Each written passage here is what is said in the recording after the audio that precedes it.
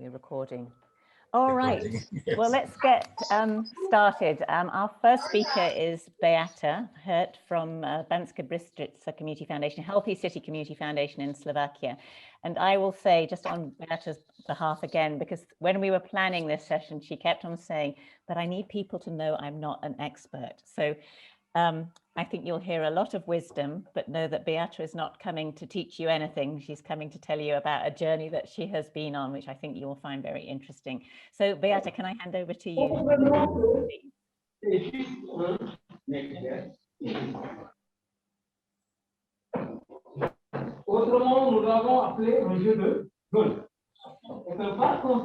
There's some noise. Yes, could everybody mute themselves? Unless, of course, your name is Beata, and then do not unmute yourself, Beata. I will try to deal with the noise. Okay. No. Micheline, I hear French, so I'm wondering if it's you. There we go. Okay, I think I can start. Absolutely. Okay, so I'm glad that you came. The number of the audience is a little bit scary because, as I said, I'm not the expert.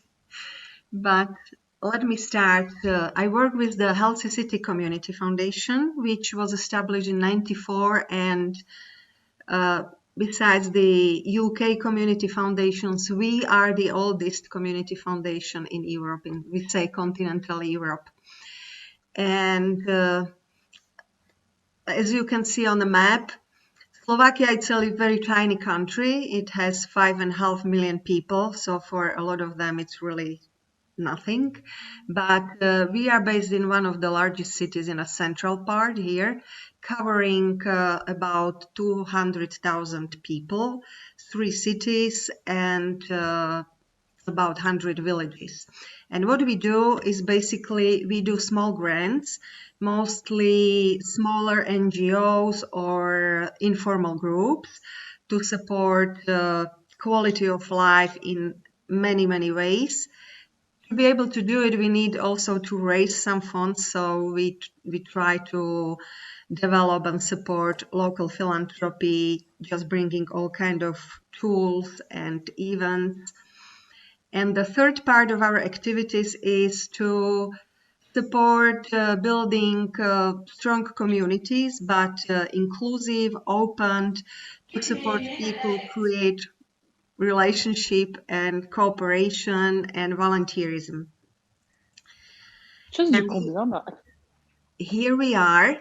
The city of Banská Bystrica itself has about 80,000 people. As you can see on the left side, it's a beautiful city. It's a middle-aged building, square, quite wealthy city, I think. But at the same time, you can see on the right side, we have these Roma settlements. It's 5 or maybe 6 around the city, which are part of our administration, where you can see people live like very, very poor conditions. In many cases, there is no running water or no sewage system. And during this pandemic restrictions and lockdown, it showed that it's the most vulnerable community and the life was just absolutely miserable. We provided some help with food supplies, hygienic supplies, and so on, but I'll talk about it later, if it's enough or what should we do differently, and I hope we will have a discussion about that. But at the same time, I have to share with you, with the support of Global Fund for Community Foundations, we were able to do the survey on community values to know really where we are, what is our background and how people react. And it's just proof that we really somehow had the experience. As you see, 37% don't want to have a Roma neighbors, but at the same time, only 28% really knows Roma because we ask to what level you meet or you have any connection, and it this is the result. Then we also try to find out what are the most frequent or obvious prejudices, and this is really unfortunate that almost 80% Slovaks think that Roma live in these poor conditions or are poor because they don't want to adapt. At the same time, about the same percentage, 80% thinks that Roma abuse the social system, which is absolutely not true. There were several articles in the national newspapers. There are real facts and statistics, but this is what the public opinion is, and we need to deal with it. And then another type of questions was, to what concern are people, what level are people concerned about the living conditions of various groups?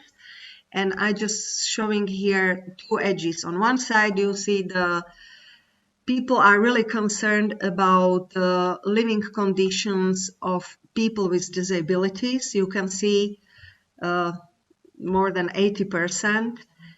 And again, people are not really concerned about the conditions of living for Roma. It says only 30%.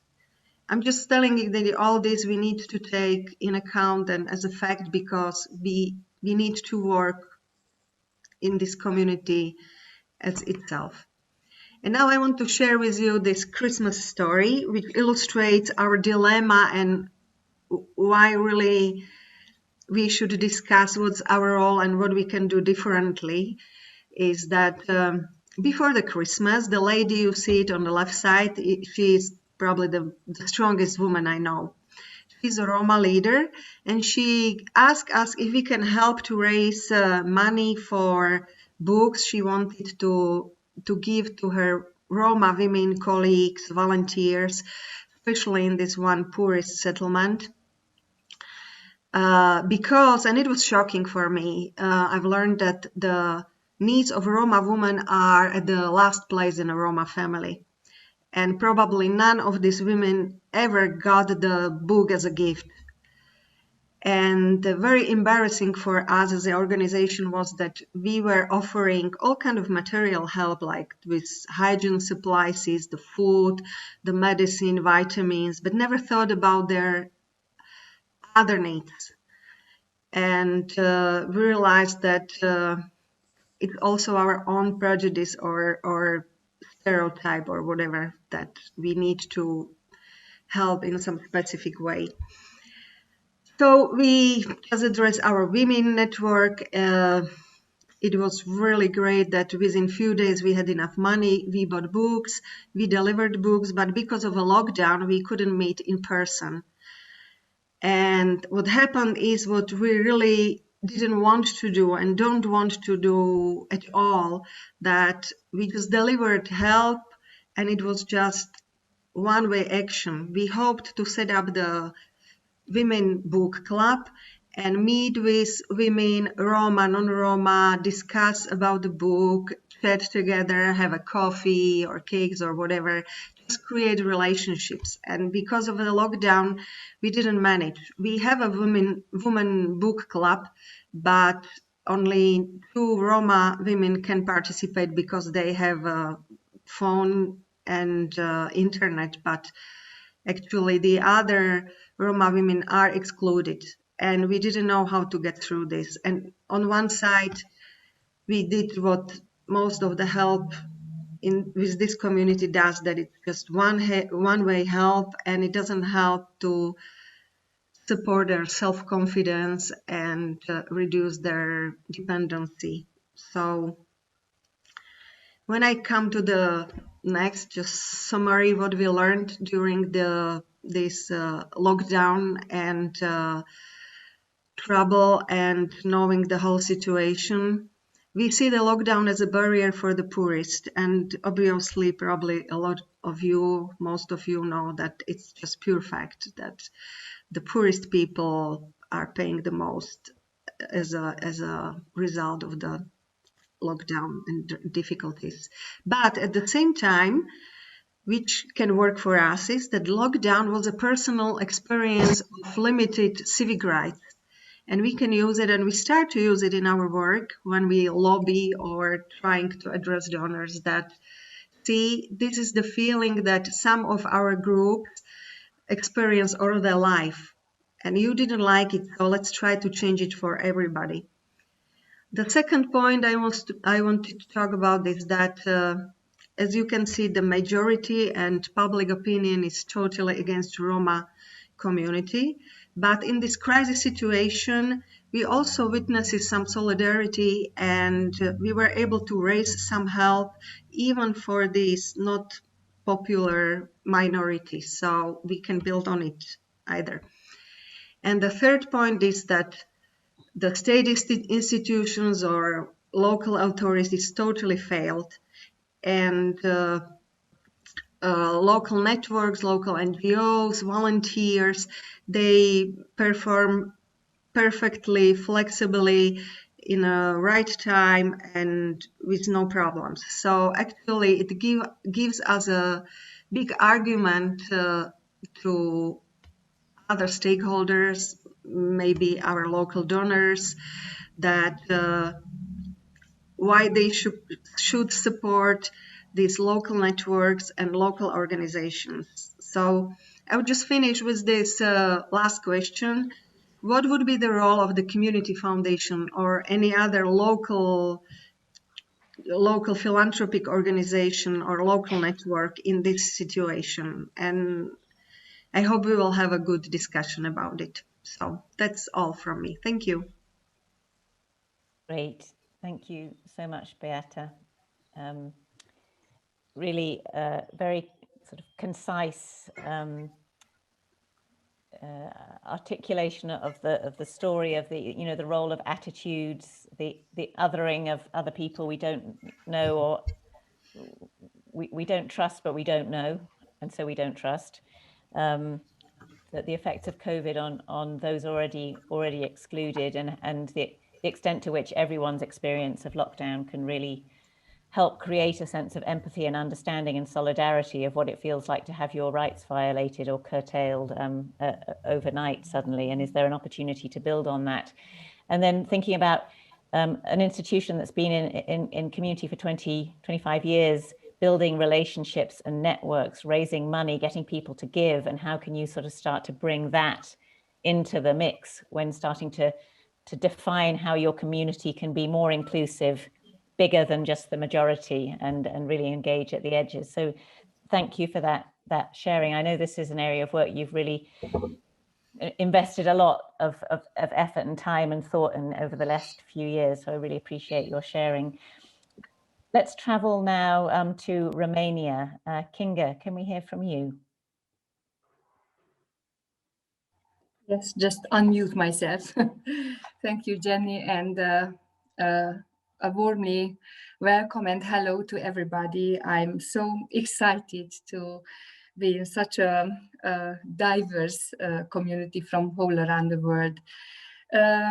First of all, I would like to present myself and ourselves geographically. It takes just a moment to share my presentation. Here we are. So I'm from Romania, a city called St. George, and it is just at the middle of the country, as you can see, in the corner of Carpathians. St. George is situated in a small county named Covasna County. You can see it is between the smallest counties in Romania. I am living in the city of St. George, which is the capital city of the county. My region is characterized with a mixed community from point of view of nationality. The majority are Hungarian, 75%. There are Romanian and Roma forming the community where I live and we are working. So the Covasna Community Foundation operates over the whole county region. Many years ago, 10 people, mostly entrepreneurs, met each other to do something for community. And immediately the opportunity came. It was launched a national program for creating community foundations in Romania. So our group, as an initiative group, subscribed to this program. We raised up the necessary amount for registering foundation, half of the amount, and the rest was given in sponsorship by the program. So this is how the community foundation started.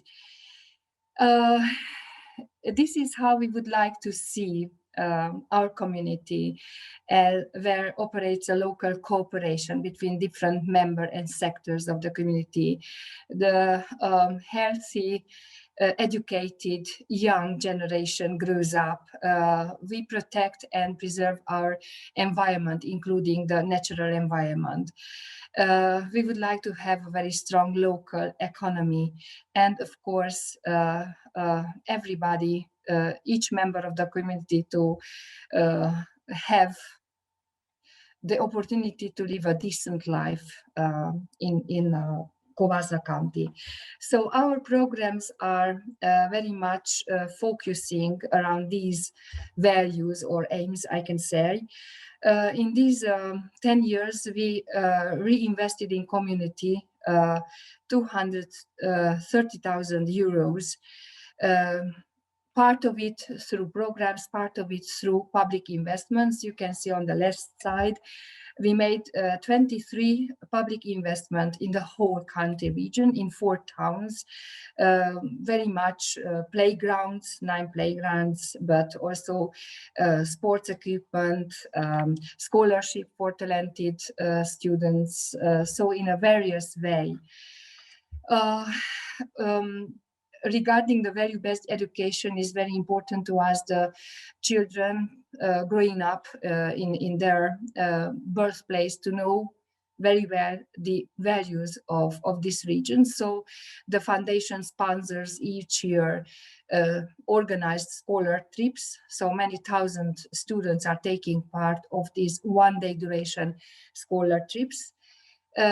Also, by the talent fund, we are giving scholarships for talented children. This year was very much marked by actions made on protection of environment. So we organized, for example, we have a program at the first, you can see on the top of the picture, planting a forest. Involving students, of course. It is also an educational program. And also, we would like to replant our county with native fruit plants.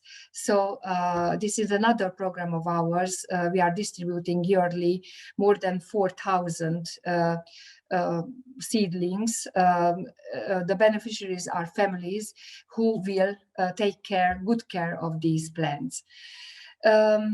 Also, it is very important to us to have a strong local economy.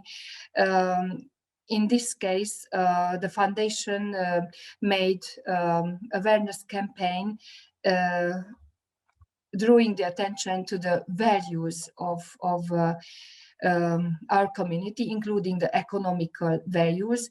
And as a result of this, 2 trademarks were registered, marking the local company and the local product, which roots in this county region. And of course, the social justice. For 2 years now, we started to work with a small community, which is based in one of the oldest quartier of St. George Town. This community, in fact, are formed by residents of a block flat. We got involved in this program, or we started to work with them because there were many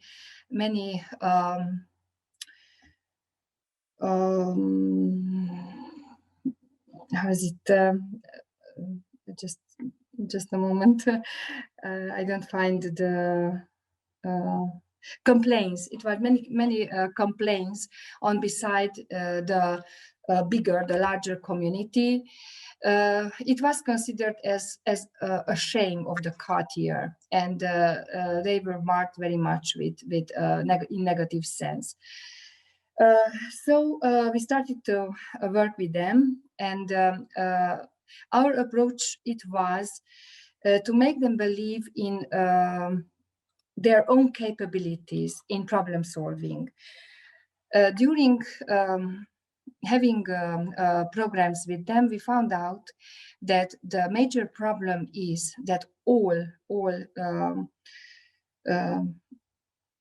what they mentioned, they were blamed, they were stigmatized, they were not being accepted by the others. These all problems exist inside the community, inside them. So therefore, we put them in situation that these things to come out and to make them aware of the importance of the cooperation. And in this sense, we contacted the local administration, the association of the housing of the Carter, the social care office, the police, and we started a collaboration with this institution in sense of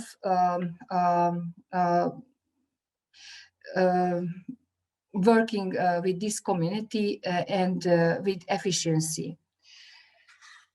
This approach has worked, so it came out with good results because they started to cooperate between others and do things with common effort. For example, there was no electric light on the corridors in this building over 10 years. And this was one of the problems put by them on the table on the first priorities, between the first priorities, that it should be solved. So what we done, we helped them to organize. They found out a professionist who could take the job. They collected money. We helped them to collect the money. And of course that we assure the whole supervision of the working process. Also, we took the part with the officials, the official licensing, and we were managing the money. Finally, within 1 month duration, the work was done, and the electricity problem, what is maintaining for years and years, was solved. So this was an involvement of theirs in which they had to contribute with their attention, with even their money, even the work, because also they were helping out this professional who was working on the light. Also, we organized actions to make a little bit ordered their environment, planting trees and bushes. Also, we organized sport activities for the children. And of course, we had several forums, discussions with them. The pandemic situation was hard for everybody, but especially for them. I would like to show you a small video, but before that, just in few words, that what I experienced regarding this community, how they felt, how they lived through this pandemic and the restrictions period. It was very hard for them because this community, the residents, majority are formed by Roma people. Also, there are Hungarians, there are Romanians, all poor peoples. Some of them are working places. They have jobs at a local cleaning company, at the railway company, but also working in the constructions. There are some who are unemployed, having very small financial support from the social care assistance, and there are some cases who doesn't have income at all. So these people are living mostly from the others' help and support. In pandemic period, it was 2 months with restrictions that it was a state of emergency, so they could not leave their houses. So we knew that these persons, these families are in a very hard situation, starving because they cannot have access to feed themselves. So we organized a program of helping families in critical situation with food. And of course, this was a program launched in the county region. So they wasn't supplied all the time, but time by time they got some food package.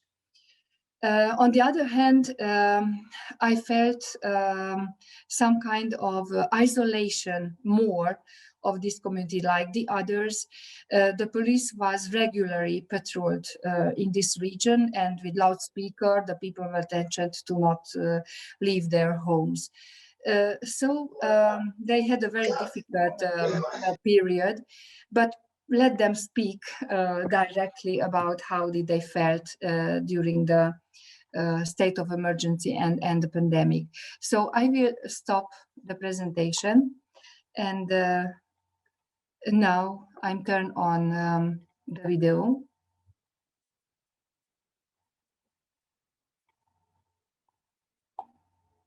And here it goes. My name is Dima Vilma. I am 50. We had our jobs before. We were working, we could walk freely outside. In quarantine, we had to write papers if we wanted to go out. If we didn't have paper, the police stopped us and we had penalties. This is how we lived, very hard.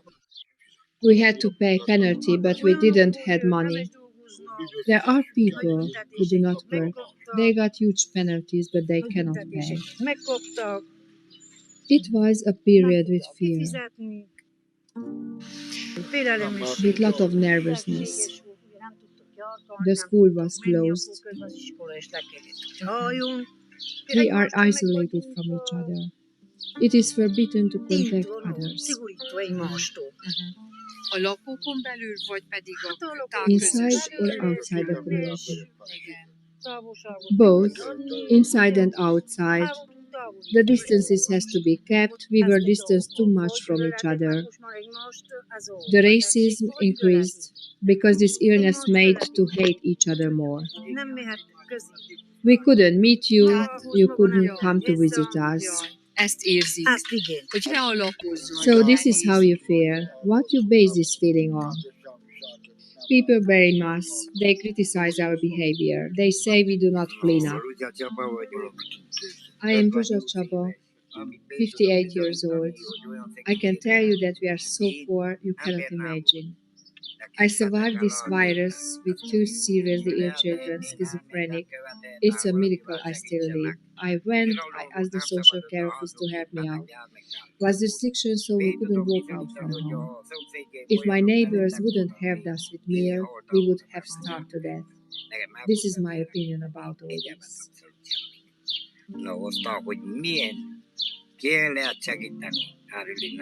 I tried to ask the social office to help me with the children, to get for them medical care, to solve my pension. I didn't succeed. I can tell you, I had such a lovely neighbors. They brought warm meals to my home. They knew in what a hard situation I am. Even the social support was cut. The children went for working regularly. But after a while, we didn't receive the support. When I asked the servant, they said come back later after pandemic. Then they said the contract was broken because it was not renewed. But how could I renew when I couldn't go out from home? It was not my fault. You can ask. The children were done the social work. Still, they cut the support.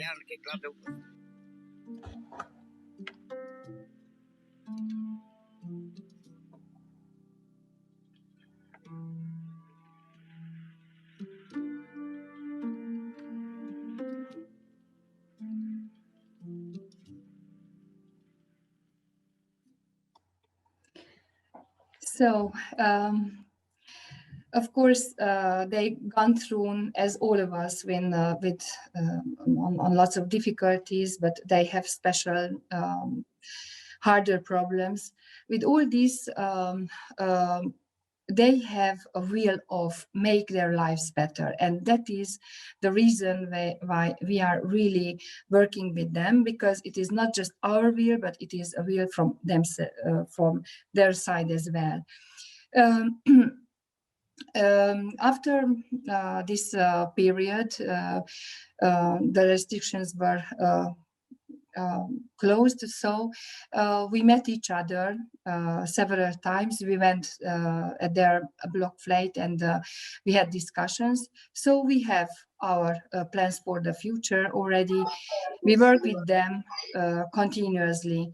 So we will organize another forum inviting the officials, and there are many problems still to be solved, but there are problems which cannot be done by themselves. For example, with the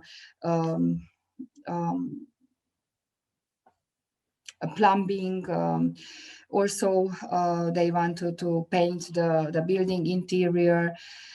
So step by step, we got credibility with each other. We can see that they accepted us. They really experienced that our goal and aim is honest in sense of helping them in going through this process and supporting them in making for themselves a better life. Great. So thank you. Thank you so much, Kinga. Just a few thoughts. So if you're a community foundation and your job is to build local philanthropy and make grants to local groups, it's probably quite easy not to engage people in communities who the mainstream community might not want to give money towards, or might not think are, a priority. And I think your early sort of presentation of describing how your work is actually it doesn't involve huge amounts of money. It's all about building the relationships and the networks. And I think that Beata's point of saying, lockdown and COVID saw solidarity being built in some places and people's backs being turned on others in other places. I think, the extra, the need for local grant makers who really want to reach people where they are, actually to go out and engage and build relationships and trust with them, I think came across very clearly in your presentation. As Scholastica says in the chat, making people believe in their own capabilities is a step towards development and self-reliance, because if you tell someone they can't do something or they're worthless for long enough, they might even start to believe it. So I think it's a very powerful story. Let's rattle across to the other side of the world, to India and to Shubha. Shubha, over to you.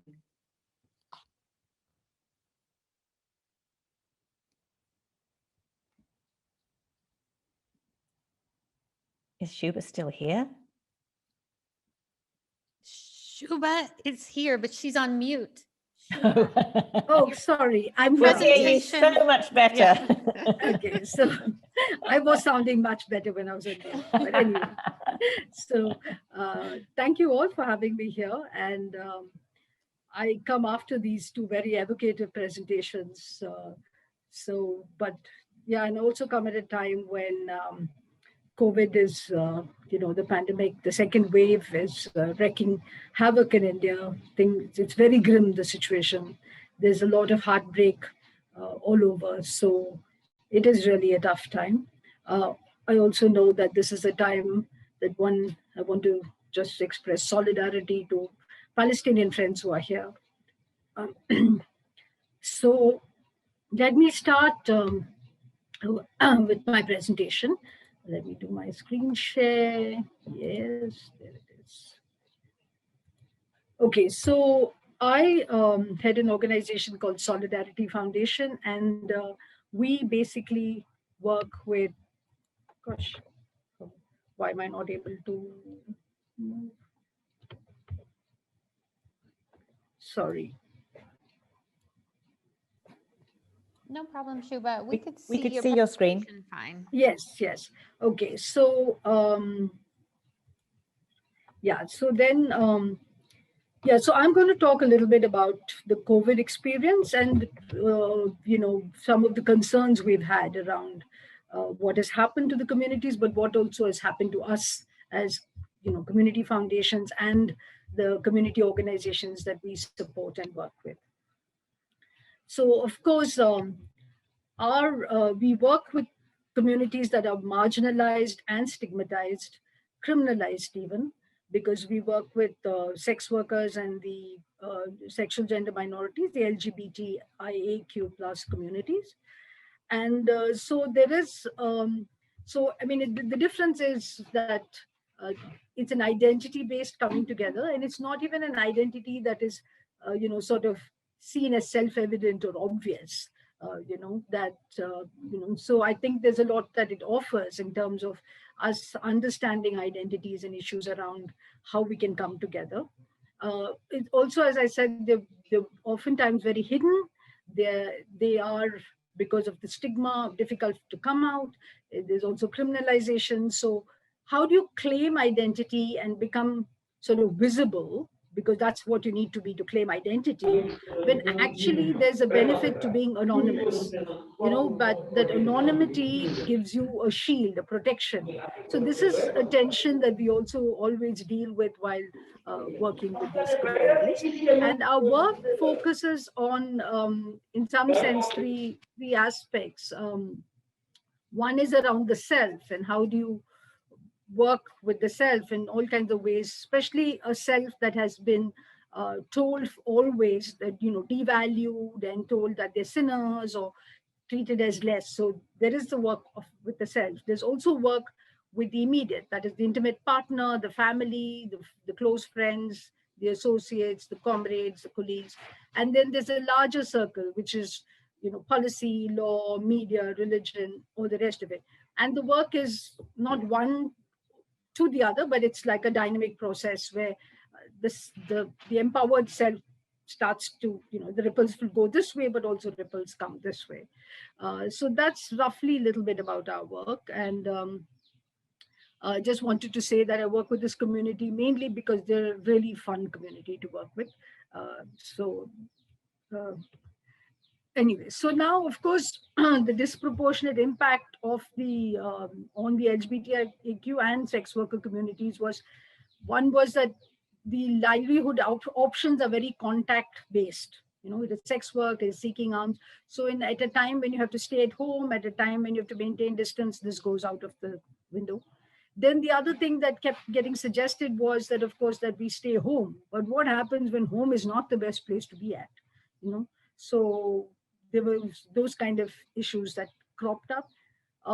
There were many issues around ID cards and not able, because many trans people, for trans people, many trans people, the issue is that the identity cards don't match the gender that they express and the gender that they feel, so that they don't get access to many of the government entitlements.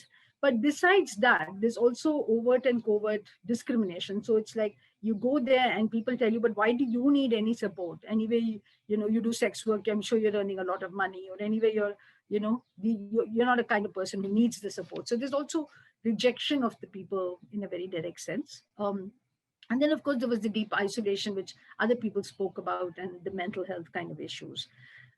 I'll very briefly touch on what we did, like, while we supported gender, sexual minorities and sex worker communities, our help also extended to migrating laborers and especially some of the grassroots Muslim communities. And what we did was, there was, I think everybody would know this, so there was the usual kind of support that we offered, which was the dry rations, the cooked food, and all of this. And the thing was that the decisions about how this has to go, who it has to go, were made by the community. So we had conversations with them, and they decided who was considered vulnerable, what was the criteria they wanted to use. And each of them used slightly different criteria to decide vulnerabilities. And then, so that's roughly how the support went to the communities. So the challenges, of course, was police harassment. It was about how do you reach the last mile connectivity issues. I told you about the police, the government officials. So the state not being very open or supportive, and then the other things that happened during it was, this is where I want to spend a little bit of time, was that I wanted to talk about what connections happened. And this was very interesting and important because people started supporting each other. Almost, the first person they turned to, everybody turned to, were community leaders, the other people from their communities, not to the government, not to the NGOs, not to the funders, not to anybody else. So they started to seek support from each other, and people did respond with as much generosity as possible. And I'm talking largely about the first wave. We see in the second wave there's so much more fear because the first wave, it was more about the lockdown and loss of livelihood. This time the fear is about the spread of the disease itself and about the risk to life. So that's a huge shift that has happened. We were able to support, and community leaders were able to support and reach a large number of people very quickly because of the deep connections that had been built up over the years. So that's how that was, we were able to do that quite quickly. There were new sources of support. So lots of people from the general public, or some people from the general public, some other organizations started to, for the first time, talk about sex workers, and the LGBT community, especially trans people, got far more, some sort of attention, some sort of thing started coming their way. So that was nice. And as I said, there was also, people had to learn to use overnight almost mobile technologies. How do you connect? What are this? So, and many of them adapted quite fast. And as I said, there were solidarities across identities, that were built. People were sharing with each other. People were supporting each other in very local kind of ways and very innovative kind of ways. I'll go to some of the concerns and I'll end with that. The concerns were about the thrill of relief. Like, relief gives you a terrific high. You're going there, you're doing this, and people tell you, you're like a god that came and saved us. And you don't get that if you do a fantastic training. Nobody has told me after a great training that you're like a goddess that came and did this great training. They might say it was interesting, it was fun, whatever. So this is it's very heady. And so, we were very conscious that CBOs have started to see us in a different light, that you will then provide us with these things. And so on one hand, yes, they felt that we are not alone in this, and somebody was thinking of us and reaching out help to us, which is the correct, which was something that did echo. But there was also a feeling that you came and rescued us. And that is, that's a very difficult kind of thing that we're doing. And it also changed in some ways the way we do things, because here we had to do things very fast. Efficiency was king. You had to get things quickly done. You had to call. So rather than the slightly slower way in which we do things, which gives time for the community to think about it, then they get back to us, then we have one more iteration. This had to happen very quickly. So in some ways, the democratic processes got sidelined or weakened. And because efficiency was king, you started to talk to the one person in the organization who was the most efficient leader, not necessarily the leader who had everyone's interest in mind, or that kind of thing. We also felt that there were changes in the way we started to see ourselves. Some people in the organization started to say that we should now just do more of this kind of work, like enough of this long-term, slow thing that we're thinking of. But we just go give medicines, we do this, let's do health camps, let's do this. So lots of ideas on that line started to emerge from the staff.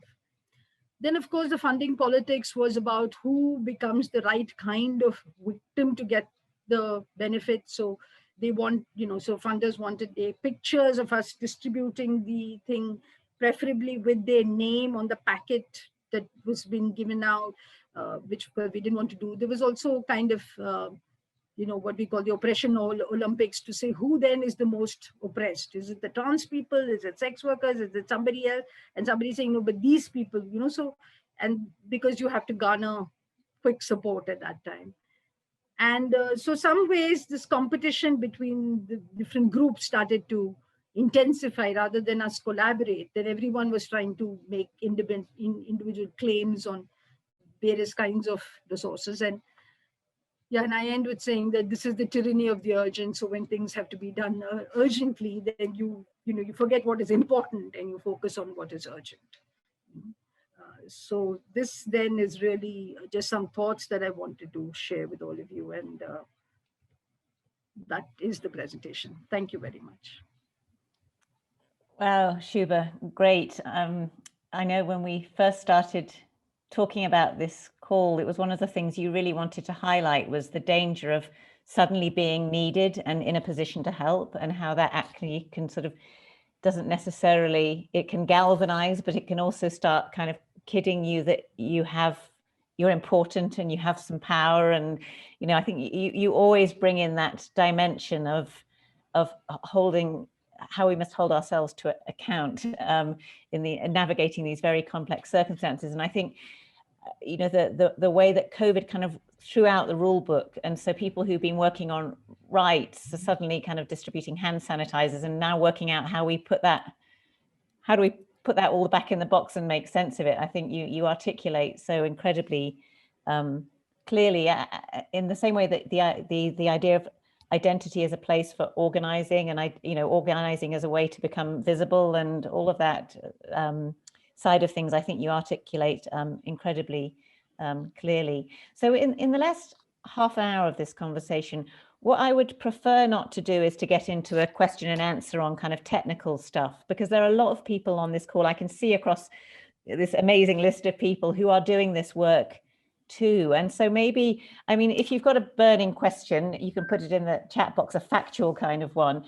But what I'd really love to see is those of you, I know that some of you are just here to listen, you're earlier on in your journey, and that's fine too. But I'd love to see people kind of step in and come alongside, responding to Beata, Kinga and Shubha, just to sort of build on what they've said, because I think they're putting out things to you all to say, what do I do with this?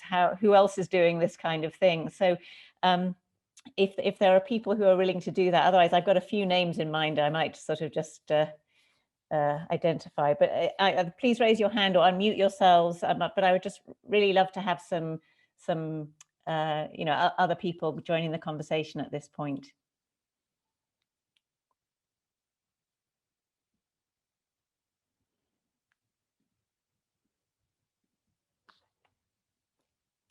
Is that Hillary? Are you raising your hand? Is there anyone else? I'll take a few after Hillary. Who else would like to speak? I can see Gozia switched your camera on. I think you might have something interesting to say. I wonder about Orsi, Karima. I'm just looking around. Anu. Okay, let's start with Hillary. Go for it, Hillary. Thanks, Jenny. I wanted to pick up on two specific things, one of which Beata said and one of which Shubha said.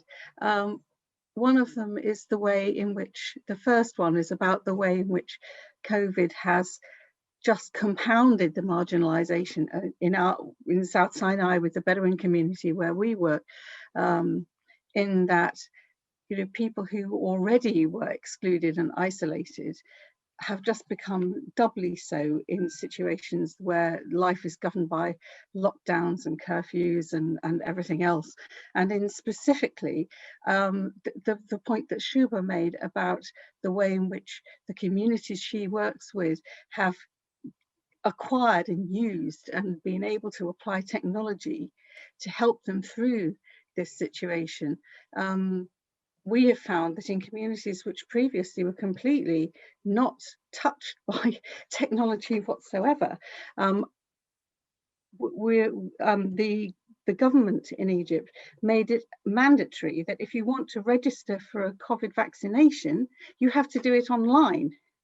So without the use of technology, it was completely impossible for anyone to access any sort of protection against this virus that people were so afraid of. And that has really been a lifeline, and it's been a way in which technology, our teams, particularly of volunteers, have been able to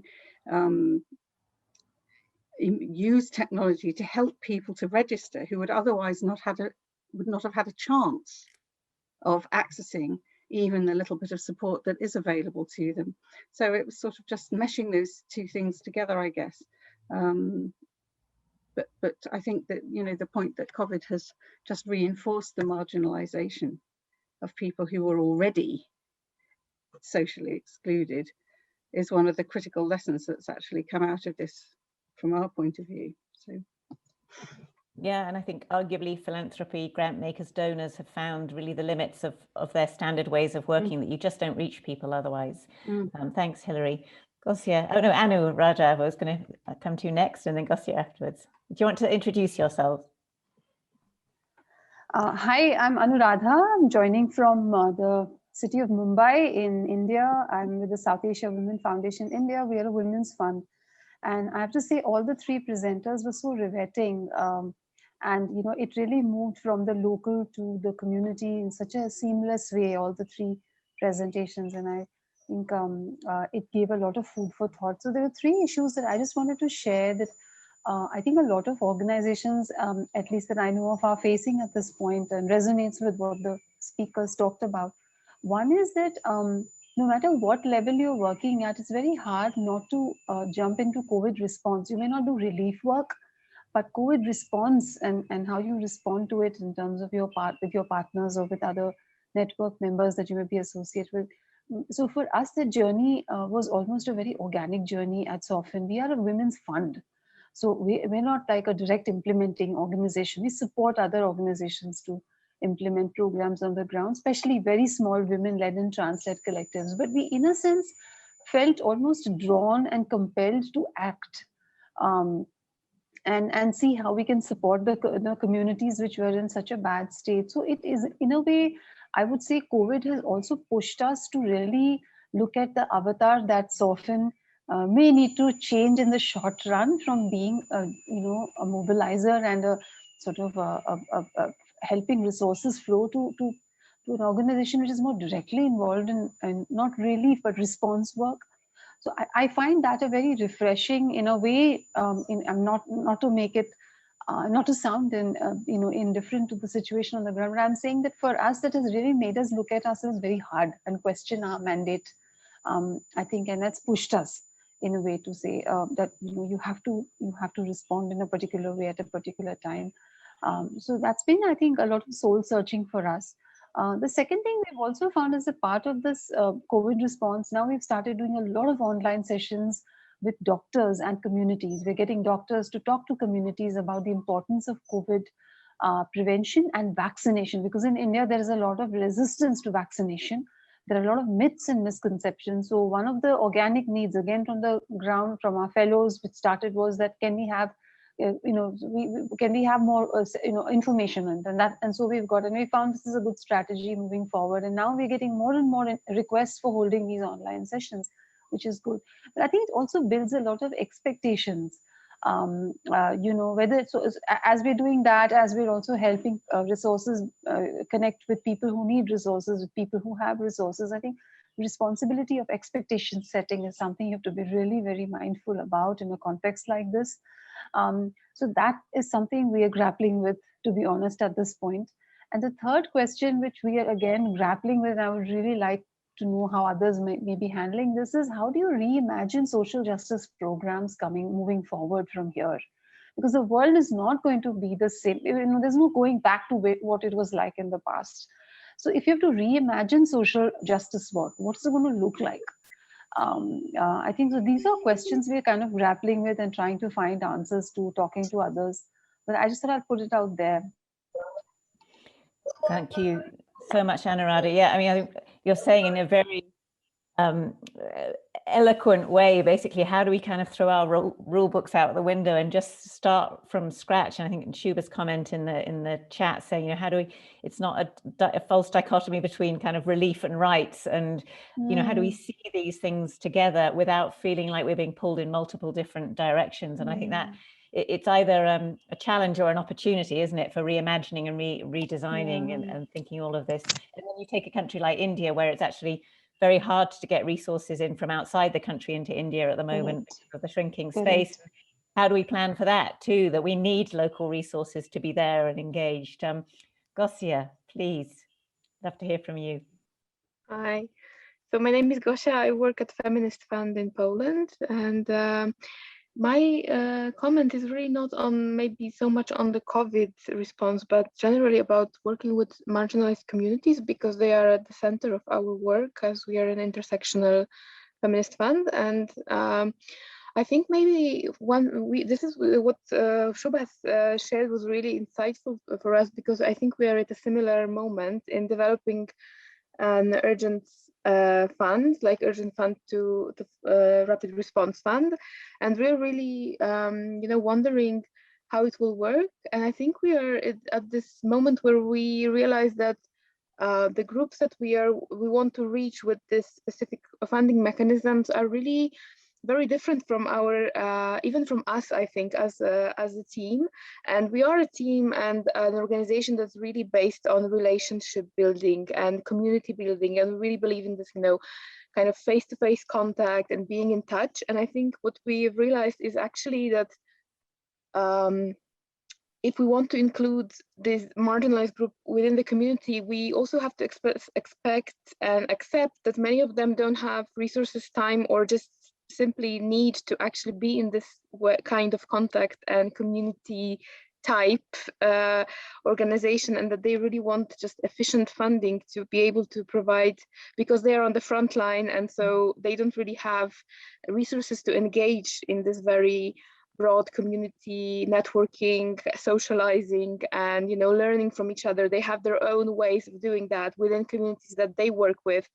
And I think for us, it's really just this learning that when you work with marginalized group, you also have to really reimagine what community is and what is, you know, being in contact, being in touch with groups. And sometimes it's just realizing that the way you work is not suited and not very helpful to groups that you want to reach. So this was something that was really important to us. And maybe I just also would want to share that for us also in this, we didn't have a COVID response mechanism in 2020, and we decided to just do our regular work. But actually, what we realized is that the most helpful kind of strategy that really worked for grantee partners that work with us was just to kind of allow them to take a step back and take care of themselves. So just to also remind them that you know, it's yeah, our lives are on the line, and it's okay to also not be in this tyranny of the urgent mode, right? It's okay to take care of ourselves and our groups, our collectives, organizations, and spend the funding that they were supposed to spend for activism to take care of themselves. So I think it's also important to have that, and to just to be as funders, just to be aware of that, and be also mindful of the fact that sometimes it needs to be explicitly said, and groups need to be reminded of it, because it's really hard to always remember that. Even for us, I think we know that from our own work. Thank you. Great, thank you, Gosia. Yeah, that idea of, and I think that's one of the powers of organizations that have the ability to make grants or to meet people in different spaces, is maybe to start with, yeah, people just want a bit of grant money to do something and get on with it, and the other stuff comes later. And that's, you know, that we have to kind of build these relationships in terms that, as you say, aren't just like the money comes with you having to engage kind of thing, but actually that the logic of that, and the idea that belonging to a community of other partners can be an asset, not a burden kind of thing. I think that's, you put that really beautifully. With the power of Zoom, I love the fact that we can just race from Poland over to Uganda. Gerald, please, would you introduce yourself, and then please contribute. Thank you, Jenny, and happy to be part of this. I just wanted to also share how different we've been affected and what kind of opportunities we've been able to come across with this, with the pandemic. Well, within our planning responses, we thought we were going to give relief support to some community members. This was actually wrong. I think in some communities, marginalized communities have tried to cope with certain circumstances. And as you may most likely know, that some African countries have been coping with epidemics, diseases, and name it. And by that, they have tried to cope with some of these circumstances. And in between their social structures, they've also been able to put in place coping mechanisms like what causes do we give. So at the beginning of the year, at the beginning of the pandemic, I think everyone was observing that in Uganda, people were contributing food materials, in-kind things, but later on it stopped. And the reason it stopped is that it was realized that communities were in position to cope with some of these issues. Actually, it turned out that communities are not in need of maybe relief food or something of the sort. But actually, communities were trying to look at aspects that would address justice or social justice issues. So it shifts from relief support like giving food or something of the sort, but trying to look at the mind structure issues that are leading to these communities being marginalized. We are seeing quite a number of communities emerging stronger out of this pandemic because there is a moment that certain communities are facing challenges, and this gives them an opportunity to air out their concerns because they've been given a chance to talk. And the chance to talk has been made in such a way that communities are saying, we do not need relief food, we do not need support in form of material support, but we need to bridge the gap between the inequality gaps. We need to bridge the gap between the people who have access to means of production and people who do not have access to means of production. So it has given us an opportunity, and you're seeing communities surely bent on making sure that we are willing to contribute to make sure that we bridge the gaps that create the social inequality. So I thought it was important to share this kind of a unique idea. At the beginning of the pandemic, is assumption that maybe some African countries are going to face it really hard. Of course, it's still early to think about that, but this opportunity has given, this moment has given us an opportunity to see things differently. And it has given communities an opportunity to come out and talk about the real issues that affect them and the issues that communities hold dear and are willing to support. So I thought the emergence of community movements, social justice movements, is something that is going to change the way we look at community philanthropy within Uganda, because now we are seeing many grassroots movements rising up and taking charge of issues and trying to make sure that they are responsible for the change they want to see. Thank you. Thank you so much, Gerald. I compare your comments with Bernie's in the chat saying, you know, people are ready to give, people who have resources are ready to give for emergency needs, but not for long-term development. And what you're saying is, actually, it's the ability of organizations like yours, Gerald, that can go out, you know, you can ask, is it humanitarian aid you need? And they can say no. And you've got other things to offer, which is, well, let's have a conversation about what it is you want to talk about. And the ability to be able to hold that view where the role of an organization like yours and many on the call are like, well, how can I help? How can I enable? What can I do? Rather than say, I can do this, but not this because my statutes don't allow me or my strategic plan doesn't allow me to do so. Thank you so much. Gabby, I think you wanted to say something from Hungary. I've got a little list going. So I've got Gabby, I've got Mwila, I've got Sunita, and I can see you, Karima, as well. Yeah, hello.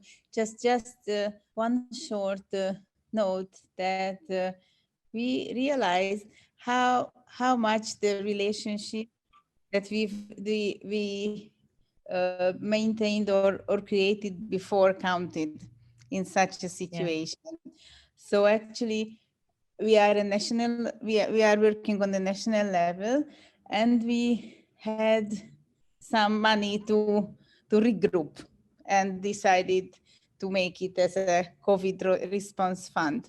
And we had the feeling that we have to act fast, as Shuba also said that the time is king. And what we did is that we directly turned to a circle of partners, asking them for recommendations for organizations that we can support. And that was a completely new way of funding or grant making, that because of the already established trust, we got very quickly a list of organizations that we haven't worked together with before. And then I think in maybe 6 weeks, we could fund very good local projects to which I don't think would have the chance to directly make a proposal or contact us. And this was the same thing with our funders. Actually, we experienced such a quick and flexible response, how we can use the grants that we received from them, which together really gave us hope that in case of a situation when it's mutual interest based, underpinned with trust, can make things work very, very quickly and flexible and efficient through that. So I think we could, with very good heart, give extra grants to the community foundations, of course, which was an extra like 40% of funding. And we just said, okay, we have this money and we are sure. We initiated this grant actually and gave it over and said, okay, you know what to do with that. But for that, we needed this relationship and we needed this infrastructure locally. So that was a big learning from this crisis. Right, that there was. Sorry, but what we really missed that we directly haven't used the opportunity for fundraising. You know, we said, okay, we put in our reserves and made these steps, and until now we haven't done the input input part of it, and now we can see that our visibility and the trust in us, seeing that we did what we had to, still comes back to us with a lot of evidence that the reputation of our organization, the reputation of civil society organizations against all the odds in Hungary is growing. So we see it in the 1% gifts, we see it in the new fundraising campaigns, that somehow it is acknowledged by the community. Thank you, Gabby. Your point about there just being an architecture, an infrastructure, relationships, trust already there, and the ability to kind of mobilize that, not to have to go out from scratch, being I think that's such an important dimension of the kind of community philanthropy, place-based, long-term institutions that are forum with community.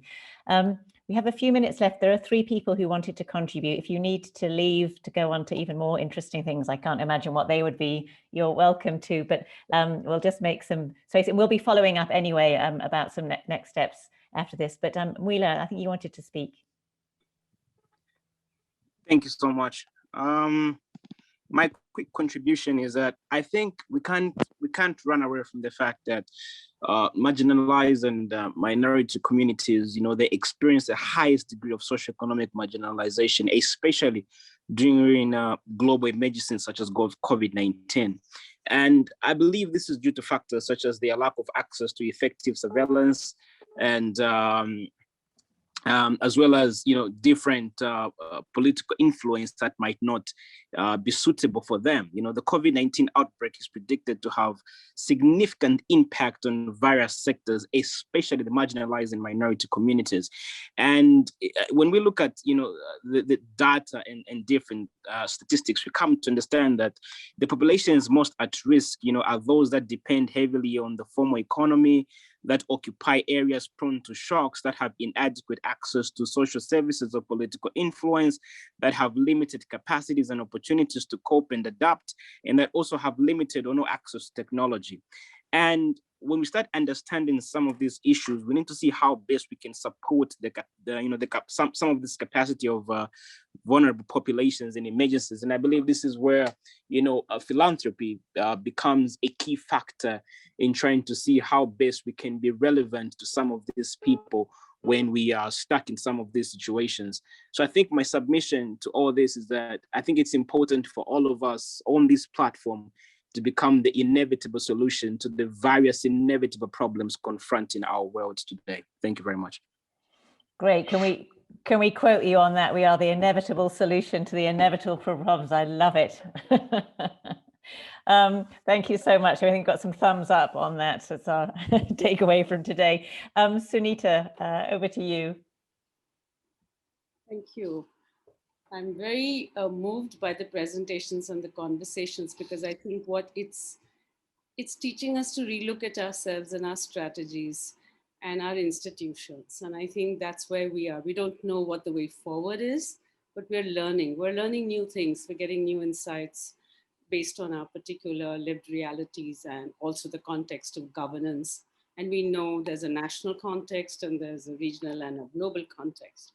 So just a few learnings that I have had as a feminist, and both in terms of the challenges and the opportunities, is that one of the things that we are learning, and not learning, but has been very hard, and a lot has been talked about the care economy and the burden of women at work in the household, women and girls and others. But right now, because the health infrastructure for the most marginalized and for all peoples is collapsing world over, the public health system and the monopolies over vaccines and drugs, and I don't want to go into the details, that impact is turning households into COVID isolation management, care, ICU. In India, there's been a struggle to bring by the infrastructure within your household if you had to save a life. For those that could afford, and those that couldn't had to just lose their lives. So this thing of how the home is becoming a public health or a private health system, and the load it puts on the distribution of resources on women and girls and those from the marginalized and trans communities within their own households or their collectives, is something that's really coming to the fore. And I wanted to also relate it to the point that Beata made about how today's emergencies, multiple crises, has led to also the perception of the Roma community. As she shared that study, it really struck me. It's pushed them into even stigmatizing themselves, pushing them even further, and it will require a great deal of support, as they are doing, to create a new community of support. On the other hand, we've looked at relief operations in a certain way, ration food, medicine, health, whatever else that has been appropriate. The women farmers told us, some of us who are working in some context, we don't want food. It's agricultural season, we're farmers, give us support for seeds. We will grow the food and we will feed everybody in our communities. So there are new ways of looking at how support can roll out if we only talk to communities and see how they want to do it. And also on the digitalization and other things, the first phase of COVID in many countries created a digital base. It also created citizen support and community support groups who now have built a database which has come in handy. So even for vaccination or healthcare, there are whole support groups that are helping each other. And I was very amazed by what's happening on the ground by marginalized communities themselves. And so I think this whole reimagining of the new world in which different forms of equality, equity, coexistence, co-creation is the opportunity we have. Our governance is flawed completely. The politics has pushed us to the margins. And I think within this, we have a lot to learn from and give solidarity to each other. Thank you. Thank you, Sunita. I think that this idea of the whole reimagining, now is the time. If the, you know, there's never been a time where we should have better time to start thinking about what we're doing, how we're doing it, and our role in ecosystems. Karima, I'm going to give the last word to you. If you're, yeah, there you are. If you want to introduce yourself. Yes. Before introducing myself, I just want to introduce my feeling. I'm very moved by this community of communities. Extremely moved because you can feel that the talking really comes from deep experience and deep human connection. So my name is Karima. I come from Morocco. I co-founded Temkeen Community Foundation for Human Development.